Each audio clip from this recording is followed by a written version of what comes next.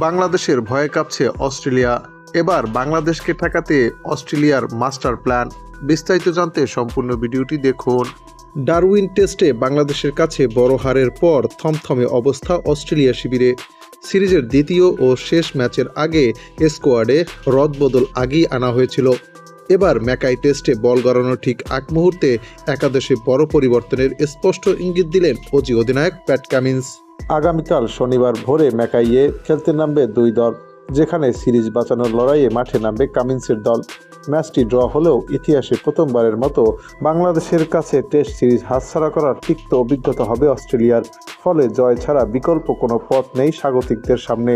জানা গেছে অভিজ্ঞ স্পিনার নাথান লায়নকে একাদশের বাইরে বসিয়ে 4 বিশেষজ্ঞ পেসার নিয়ে ম্যাকাইয়ের চেনা বাউন্সি উইকেটে ঝাঁপিয়ে পড়তে পারে অজিরা। এদিকে ডারউইন টেস্টে হতাশাজনক পারফরম্যান্সের পরই অজিদের প্রথম একাদশে প্রথমবারের মতো পরিবর্তনের সুর বেজে উঠেছে। সেখানকার স্থানীয় ছেলে জ্যাক ওয়েদার্ল 2 ইনিংসেই আলো ছড়াতে ব্যর্থ হওয়ায় তাকে সোজা স্কোয়াড থেকে ছেঁটে ফেলেছে অজি নির্বাচকরা। তার জায়গায় ডাক পাওয়া 30 বছর বয়সী ম্যাট রেনশো আগামীকাল ম্যাকাইতে ট্রাভিস হেডের সঙ্গে ওপেনিংয়ে নামতে পারেন বলে জোরালো গুঞ্জন রয়েছে। অন্যদিকে নাথান লায়নকে মূল একাদশ থেকে বাদ দেওয়া হলে তা হবে ডারউইন টেস্টের দল থেকে দ্বিতীয় বড় পরিবর্তন।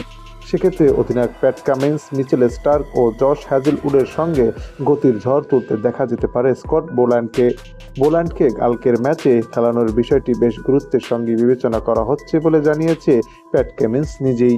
অবশ্য অজি অধিনায়ক জানিয়েছেন টসে নামার আগে ঠিক আগ মুহূর্তে চূড়ান্ত হবে তাদের দলের একাদশ।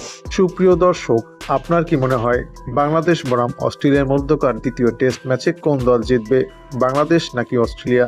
তা আপনিও জানাতে পারেন আমাদের চ্যানেলের কমেন্ট সেকশনের মাধ্যমে।